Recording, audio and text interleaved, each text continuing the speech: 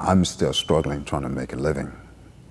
After 30 years in this business? I've been in this business and making films now over 2 decades, and still, with 2 Oscar nominations, many big blockbuster films, and yet I'm still struggling financially to make a living. I'm definitely underpaid.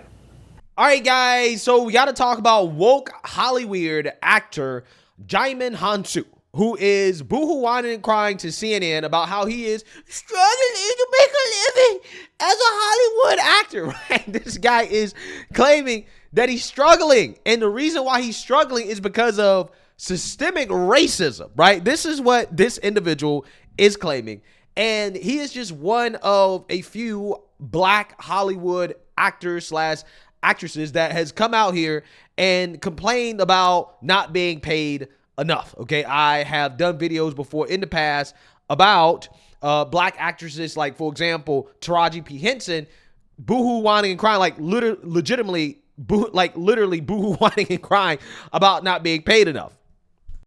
I'm only human, and it seems every time I do something and I break another glass ceiling, when it's time to renegotiate, I'm at the bottom again, like I never did what I just did, and I'm just tired.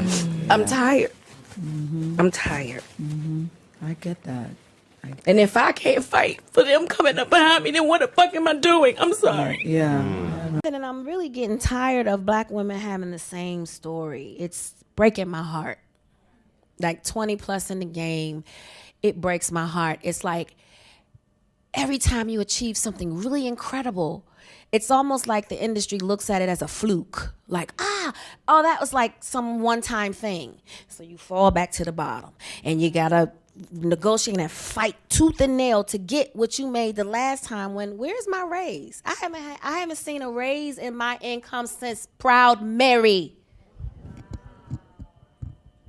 And almost had to walk away from Color Purple.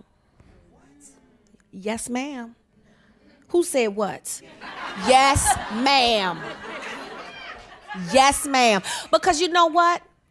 If I don't take a stand, how am I making it easy for Fantasia and Danielle and Hallie and Felicia? Then why am I doing this? If it's all just for me, why are you here?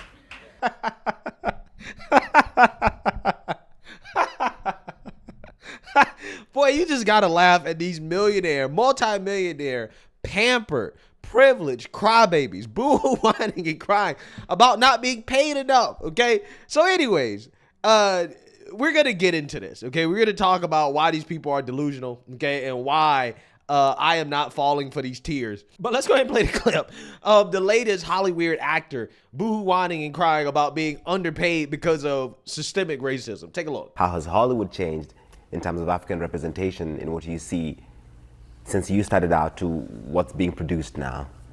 Yes, quite a bit has changed.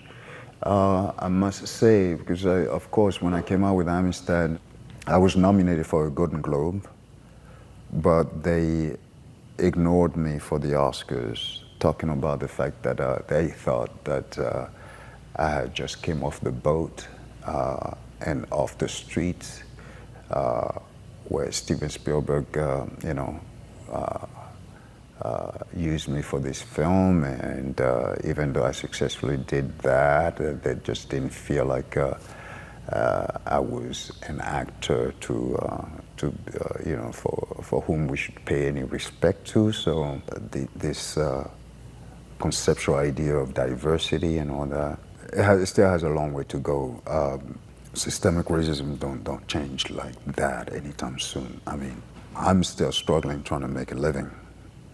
After 30 years in this business? After, let's speak, 30 years, let's say maybe the first 10 years was really trying to, sort of acclimate myself to the industry. And then establish yourself. And establish myself. I've been in this business and making films now over 2 decades, and still, with 2 Oscar nominations, been in many big blockbuster films, and yet I'm still struggling financially to make a living. I'm definitely underpaid. Growing up you're one of the first big black actors I saw in big budget films. So it's mind-boggling to me. Well, that's a sign for you that systemic racism is not something that you can deal with lightly. It's so deep inserted in so many things that we do across the board, and you don't overcome it. You just have to sort of like you have to cope with it and survive the best way you can. What do you hope your legacy will be in this industry, for your acting, for your philanthropy?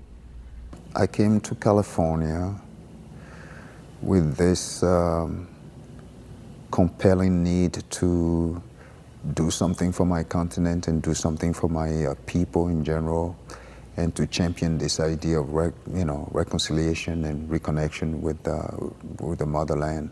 I just hope that I have contributed to change the narrative about our people and the continent. Yeah, so you see, now you heard that. I always found it to be hilarious and fascinating when you have one of these woke black actors / actresses in Hollywood coming out and accusing one of the most progressive institutions on earth of racism, systemic racism. Now, yeah, I don't know if their claims are true. Okay, I just find it fascinating that, again, you're accusing Hollywood, which is supposed to be extremely progressive, of being a racist institution. Okay, somebody make it make sense, because it doesn't make sense to me. Okay, I thought progressivism is supposed to be against systemic racism. I thought they were all for diversity, equity, and inclusion. Okay, I'm trying to figure out how is it that Hollywood is so racist when this dude got nominated for 2 Oscars, okay, and a Golden Globe. Right? They were so racist. Why in the world would they give you the nominations? But I'm gonna get deeper into the reason why this dude is upset, and the fact is that he can't accept the reality that he's not the star that he thinks that he is. Okay, but he was in quite a few decent movies like Amistad, Gladiator, In America, Blood Diamond, How to Train Your Dragon 2, Guardians of the Galaxy, Captain Marvel, Charlie's Angels, Shazam, A Quiet Place 2, A Quiet Place Day 1, and both Rebel Moon films. Okay, so here's the thing. In his roles in America and Blood Diamond, he earned nominations for the Academy Award for the Best Supporting Actor in 2004 and 2007. Now, the problem that this guy doesn't realize is that he may be a good actor, but he's a good supporting actor, right? This guy thinks that he's Denzel, but in a vast majority of his movies, he is not the leading guy, right? He's not the guy on the poster that is attracting people to come watch the movie, right? Nobody has ever said, hey, I am going to go watch this movie because of Djimon Hounsou, which I can't even pronounce the dude's name correctly, right? So I'm just saying, nobody's ever said that. But I have said that, hey, I'm gonna go watch this movie because Denzel is in the movie, okay? Denzel, one of my favorite actors. Training Day, one of my favorite movies. Yeah, if Denzel's in a movie, I'm likely gonna give it a chance, okay? Just because it's Denzel. But I don't think anybody's ever said that for this guy. He has the exact same problem that Taraji P. Henson has, which is that as a leading actor, he's not a draw to the box office, right? He's not bringing in that much money. In fact, as a leading actor, this dude has done 10 movies and has brought in $332 million, which is about $30 million per movie, right? Which is not that great, again, as a leading actor. But a vast majority of his roles have been supporting roles in good movies where he's done a good job. But again, you are a supporting actor. You're not the reason why people are coming to see the movie. You're not bringing in the money. So, hey, you're going to get paid less. But even getting paid less, it ain't that bad. I've heard that some of these supporting actors in these movies, depending on the budget, how big the movie is or whatever, hey, you can get paid anywhere between $60K per movie to $500,000, maybe even $1 million as a supporting actor. I don't know how much this dude gets paid. So, this is the same exact problem that Taraji P. Henson had. And it's just hilarious because just like Taraji P. Henson, I don't know how much this guy makes exactly, but he ain't struggling, because you're not struggling if you're buying houses, mansions in LA for $2.1 million, which he reportedly did back in 2020. And he has actually offered up his LA property for rent at $11,750 per month. So again, this guy has a multi-million-dollar property, which would suggest that he's probably a multi-millionaire. A vast majority of his career, he's been in supporting roles. He's not really a draw when it comes to being the lead guy, but yeah, he's boo-hoo-whining and crying, but I'm being underpaid. I'm not getting paid enough, and it's because of systemic racism. And it's like, bro, these people really do believe that they are either more talented than they actually are. And I'm not saying that the dude's not talented, but you got to understand it's more than that. It's about whether or not you can attract people to the box office, okay? And some of that has to do with things that you can't necessarily control, right? Whether or not people actually really like you, okay? Whether or not you're known, how well do you promote your brand, etc. But again, if systemic racism was so prevalent in Hollywood, then why is it that Denzel and Samuel L. Jackson are consistently some of the highest paid actors, even though they're black?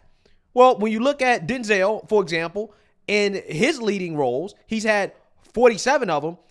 He's brought in $4.2 billion, which comes out to about $89 million per movie, which is more than twice as much as Djimon Hounsou.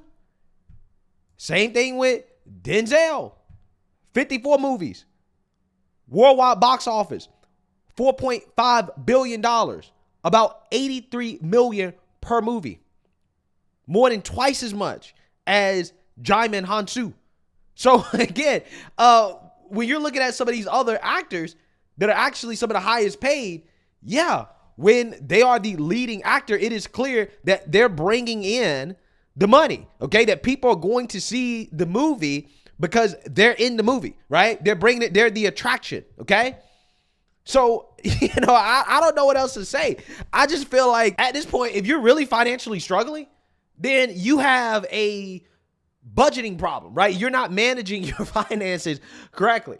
I don't know. Maybe you should come out here and to complain about the Democrats and all those high taxes you got to pay out there in LA, right? Because that's probably eating into how much you're taking home for sure. Okay, you're paying over 50% of the money you make to the government. Yeah, that probably is making you feel poor. Okay, so I'm just saying. I mean, if you got an issue with how much you're getting paid, it isn't because you're being underpaid or because of racism. It's because you're probably paying way more in taxes than you would like. And also on top of that, it's because you're just bad at managing money. Okay. But when you are out here buying multi-million-dollar mansions, you're not struggling. Okay. You're not struggling. Please don't say that. That is offensive to the average everyday American when some woke Hollywood actor who also is from overseas, by the way. Okay. You're from Africa. And you're over here in America boo-hoo-whining and complaining about how you're not making enough millions, right?